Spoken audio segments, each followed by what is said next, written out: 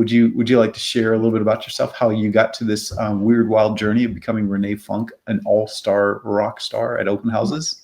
Oh my goodness. Renee Funk, team leader of the Funk Collection brokered by eXp Realty in Orlando, Florida, specifically rooted in the hometown of Windermere, Florida. I like to joke and lovingly remind people that Windermere is the first town north of Magic Kingdom. From my house, I hear Walt Disney's train.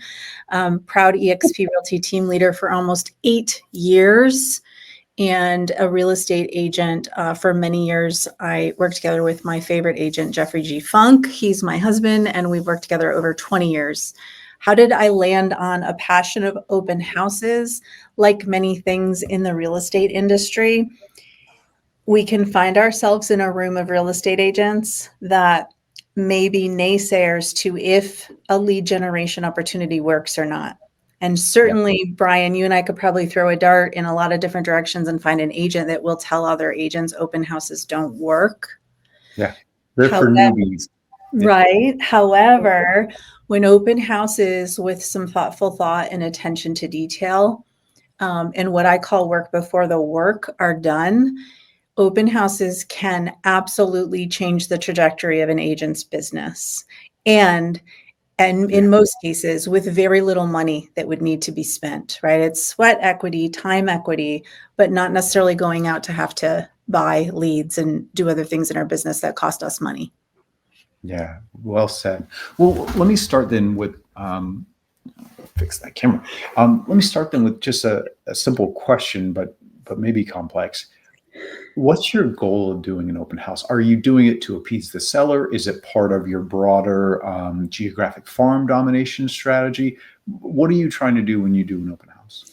It's such a good baseline context provider for any agent, right? If you look at the NAR statistics, NAR stat says 2% of listings actually sell as a direct result of an open house. Well, if that number is actual, right, reported by NAR, would anybody really want to do an open house? The intention agents give to why host open houses effectively is so critically important. Number one is effective hosted open houses can do a couple things. Build your brand, continue to root your brand in the community. Think about open houses as furthering your community connection as the ambassador of your town. You, of course, can drive exposure to the subject property, right? Exposure to the listing is key. Yes, you can do that, and it should. A properly hosted open house should drive a lot of attention to the subject property. Third lane of opportunity that's often overlooked is agents not understanding that there's 4 visitor types that visit every open house that are an opportunity for agents to drive business through. And the one visitor type that's mostly overlooked and often dismissed by agents is a community connector. And what that means is, Brian, have you ever heard an agent say like looky-loo or tire kicker? Nosy neighbor. Nosy neighbor. Yeah. We have a simple swap for that, and that's called community connector.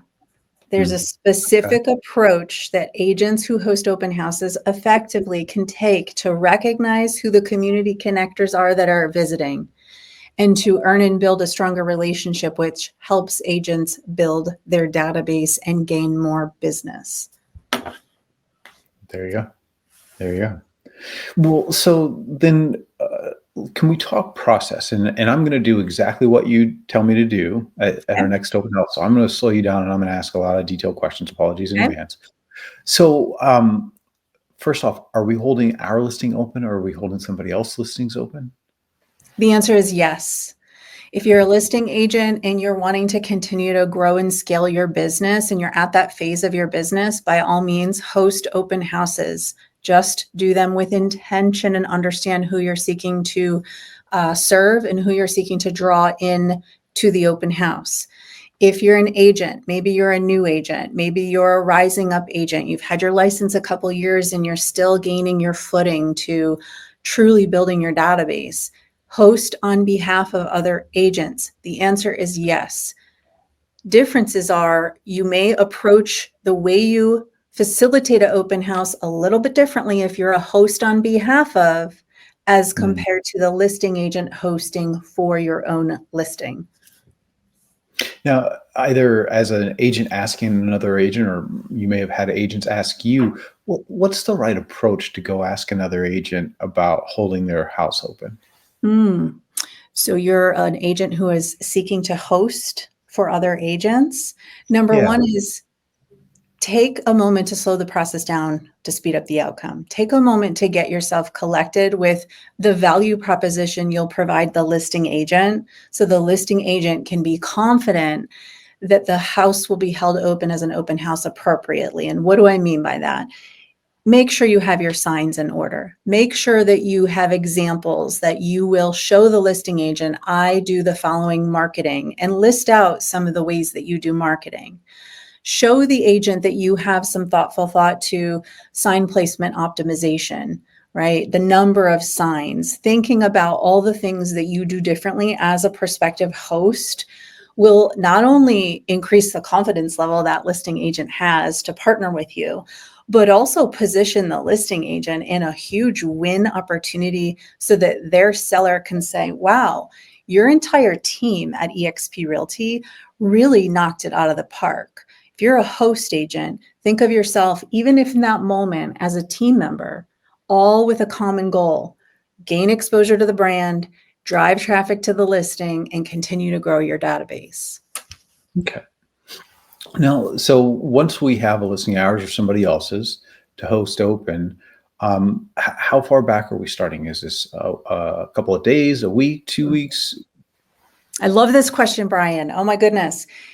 Could we get everybody who watches this recording to raise their right hand and promise we're not going to be the agent that decides on Friday at 5 o'clock to host tomorrow morning on Saturday morning, and just, maybe quickly throw it together? It's one of the agents that do that. It's one of the biggest reasons why some agents say open houses aren't effective. Yeah.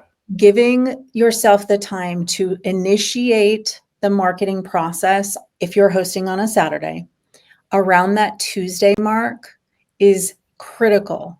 And we can, of course, Brian, you might ask some of the marketing tips. We can get into that.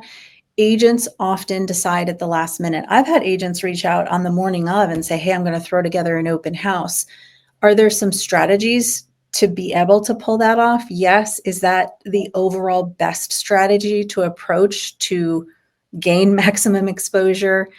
Absolutely not. Usually starting around Tuesday is going to be your best approach. Okay. And when you say starting on Tuesday, so we probably had the conversation with the listing agent or with the seller beforehand. Yeah. Yep. How far back are we having that conversation? As a listing agent to the property, the open house conversation is shared at the listing consultation. That's a part of the marketing proposition of here's the things that we do. And it doesn't matter what type of market condition you're in. If you are still in a rapid market where you list on a Thursday, and in many cases you're entertaining offers within a couple of days, or maybe you're in a market where the average days on market is growing, either way, talk about it with the seller in that moment. And then you can already be in motion. So when you activate the listing on the day that listing activates to the public, that open house can also start the activation from a marketing standpoint. So listing agent, go find your partner agents ASAP as soon as you need to have that in motion. Those who host open houses, make yourself well known among your brokerage. Like, go into, if you're an eXp agent, go into workplace, say, here's some of the things I do to knock it out of the park with open houses, and start bridging those relationships, because you can't start marketing too soon. Brian, can we talk for a second? It's one of the most common questions I get asked as a trainer on open houses is, when is the best time to host an open house? Yeah, I Is was it going to ask you. So if we're starting on Tuesday, when is the open house? Right. And I'll have agents ask, is it Saturday? Is it Sunday? Is it 2 hours? Is it 4 hours? What is it? Yeah. See, the fact that we ask the question is the win.